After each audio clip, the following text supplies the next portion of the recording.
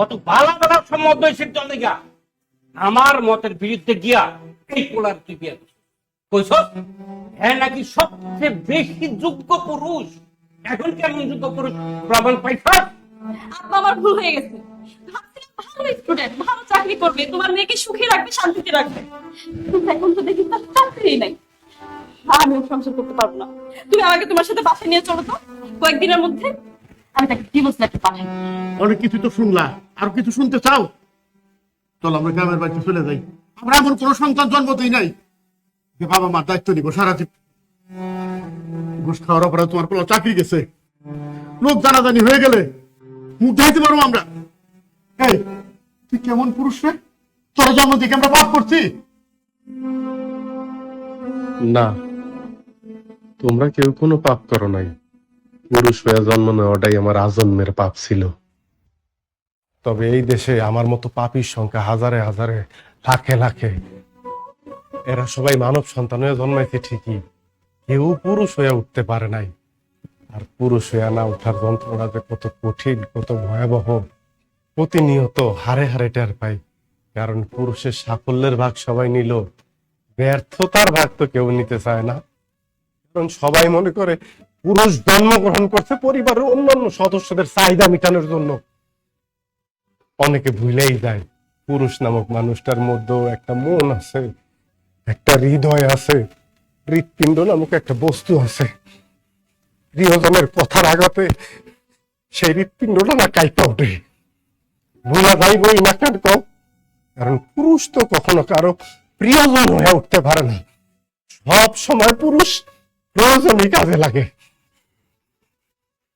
জানো সোনিয়া, পুরুষ মানুষ সবসময় চোখ দিয়ে কান্না করে না, মুখ দিয়েও আত্মনাদ করে না। পুরুষের মন কান্দে, হৃদয় আত্মনাদ করে। পুরুষ আবার সেই আত্মনাদ বুকের মধ্যেই চাপ দিয়ে ধরে রাখে, যাতে প্রিয়জনরা না শুনতে পারে, যদি কষ্ট পায়। সদ্য ভূমিষ্ঠ একটা বাচ্চা যেমন স্বভাব যত কারণে কান্না করে উঠে, একটা পুরুষ মানুষও সামর্থ্য না থাকার পরও শুধুমাত্র প্রিয়জনের মুখে হাসি ফুটাইব দেখা স্বভাব যত কারণে বইলা ফেলায়, আরে এত চিন্তা করো কেন, আমি আছি না, একটা ব্যবস্থা হয়ে যাইব। কিন্তু এই ব্যবস্থা করতে যায় ওই পুরুষ মানুষের কত ধরনের অবস্থার মধ্যে দিয়ে যাইতে হয়, এটা কেবলমাত্র ওই পুরুষ মানুষটাই জানে। আমাগো সমাজে তো একটা কন্যা সন্তানের জায়গায় যদি একটা ছেলে সন্তান জন্মগ্রহণ করে, তাহলে পরিবারের মানুষ অনেক খুশি হয়। কারণ তারা জানে এই ছেলে সন্তান একদিন পুরুষ হয়ে উঠবো, তাকে সব চাহিদা পূরণ করব। ছেলে সন্তানটা জন্মগ্রহণ করলে ওই দিন থেকেই শুরু হয় চাওয়া পাওয়ার হিসাব। এই যে আমি আজকে চাকরিটা হারাইলাম, ঘুষ খাইলাম, বিশ্বাস করেন এই অন্যায়ের পথে আমি আমার জন্য হাঁটি নাই। এমন না আমি একটা নতুন শার্ট কিনবো, একটা নতুন প্যান্ট কিনবো, এক বেলা পেট বইরা ভালো মন্দ খামো, এই কারণে আমি ঘুষ নিতে চাই নাই। আমি ঘুষ নিছিলাম যদি তোমাকে মুখে একটু হাসি ফুটাইতে পারি, যদি তোমার চাহিদা পূরণ করতে পারি সোনিয়া।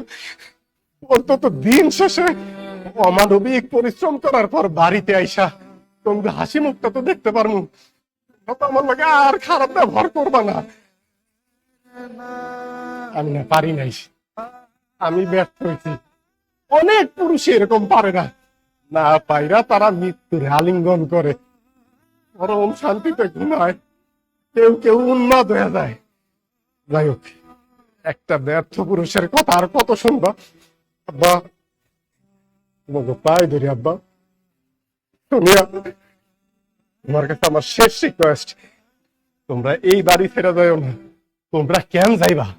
ব্যর্থ তো আমি, এই বাড়ি ছেড়ে আমি চলে যাইতেছি মৃত্যুর মিছিলে, অথবা পৃথিবীর উন্মাদ পাগলদের নামের তালিকায় কোন একদিন হয়তো আমার নাম যোগ হইব।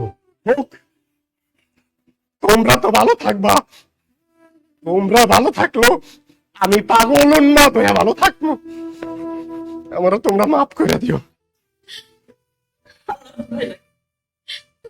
শক্ত হইল না, আমার ভুল হয়ে গেছে, আমার মাফ করে দেওয়া। তুমি তারা এই দুনিয়াতে আমার বসবাস অযোগ্য। আমার এই ছোট্ট রাজত্বের রাজা হয়ে থাকো, আমি তোমার রানী হয়ে থাকতেছি। আমি আজকে বুঝতে পারছি যে পরিবারের পুরুষের মুখে হাসি নাই, সে পরিবারের অন্য সদস্যও হাসতে পারে না। আমরা ভুলে গেছিলাম তুই একজন পুরুষ, রক্ত মাংসের একজন মানুষ। বাবা, আমি মা হইয়াও তোর বুঝতে পারি না বাবা, তুই আমার মাফ করে দিস, মাফ করে দিস বাবা। আব্বা, আব্বা খবরদার এই কথাটা করুন আব্বা। একটা পরিবারের যখন সব সদস্যরা ভালো থাকে, হাসি খুশি থাকে, শান্তিতে থাকে, যখন ওই পরিবারের প্রত্যেকটা মানুষ হাসতে থাকে, শুধু কান্না করে ওই পরিবারের পুরুষ সদস্যটা, ওর চোখ দিয়া অশ্রু বাইরায় আব্বা, তবে সেই অশ্রু কষ্টের অশ্রু না, ওইটা আনন্দের অশ্রু আব্বা, আনন্দের অশ্রু। ওই অশ্রু আল্লাহর কাছে শুকরিয়া আদায় করার অশ্রু আব্বা।